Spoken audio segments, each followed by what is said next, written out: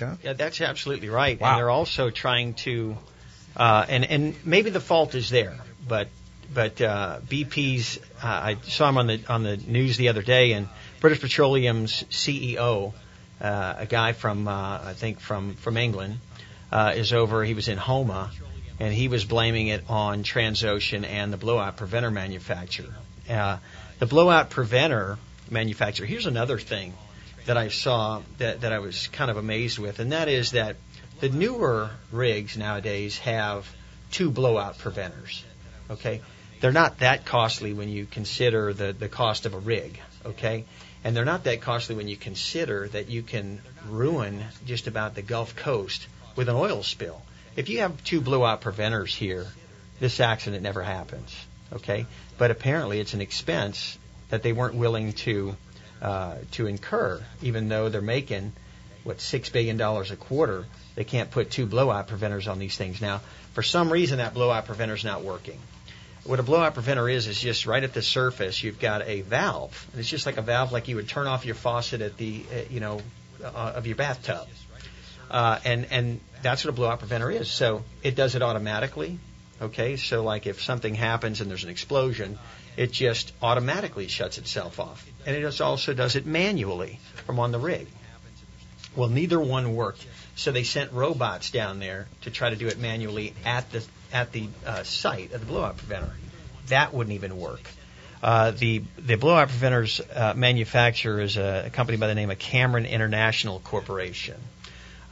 So I think that British Petroleum is going to try to put as much fault as they can on Cameron and also on Transocean. So everybody's going to blame everybody. Right. Okay, well, we have another caller on line 1. Hello, Alan?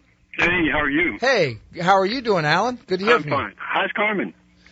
Hey, how you doing? I'm doing good. Just fine, and hello to your guests as well. Thank you. Right. Do you know anything about Halliburton and what they were doing, and how long was it in between the time that they actually left the place and the explosion happened? Yes, Alan. Halliburton was engaged in cementing.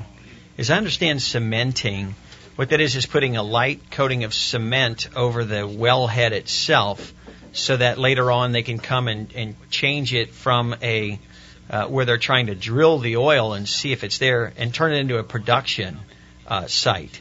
So they temporarily cap it, and then they can come back, remove the cap, and turn it into a production site. And that's what I understand that Halliburton was doing. And while they were engaged in the cementing operations, the well they lost control of it, and the BOP didn't work, and we are where we are now. That's a shame. And $75 million cap, I was going to mention that to you. That's nothing. That some of their executives probably get that every year in bonuses. Oh, that's right. It's just if that cap holds, it would be the biggest travesty of justice that you can imagine. But in the maritime law, Alan, there is a provision for limitation of liability that they put into place after the Titanic sank. And basically what the Limitation of Liability Act is, and I don't know why they haven't filed one yet, but what that says is when there is a disaster in the maritime industry and a vessel is lost, let's say that it's like the Titanic or a cruise ship sinks and it kills hundreds and hundreds or even thousands of people, what they can do is file for limitation of liability. Now, what that does is they become a plaintiff in federal court. They say, we're limiting our exposure to the value of the vessel.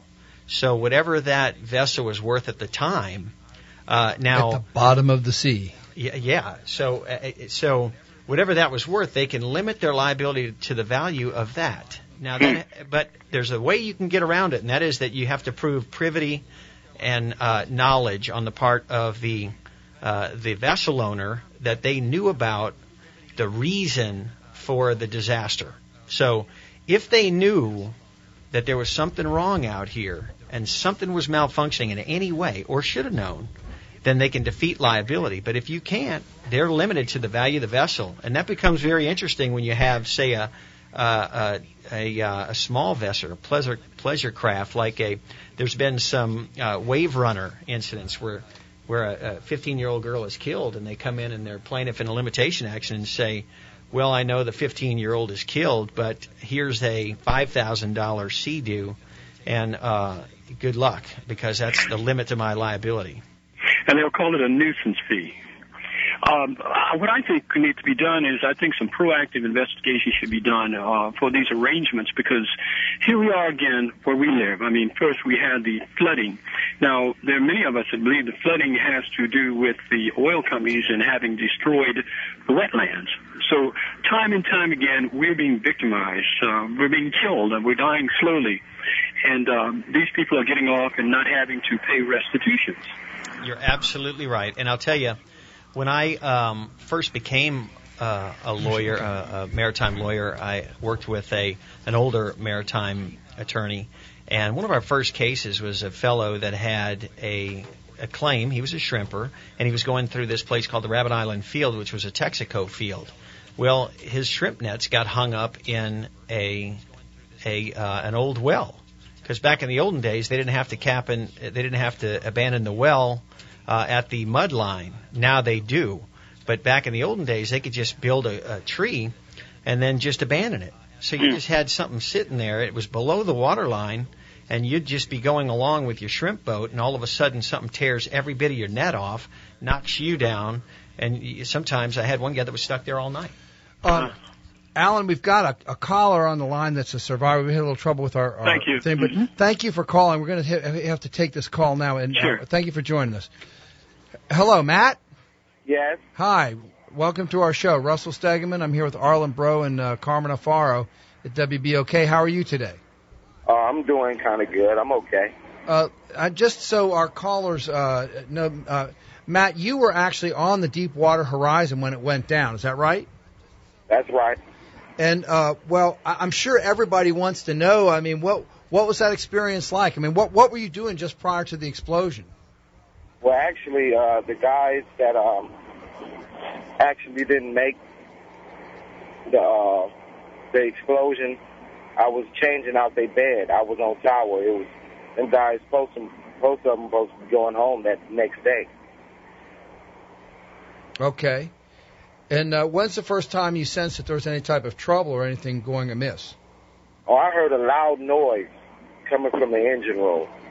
I heard a real loud noise, strange noise I've never heard on that rig before.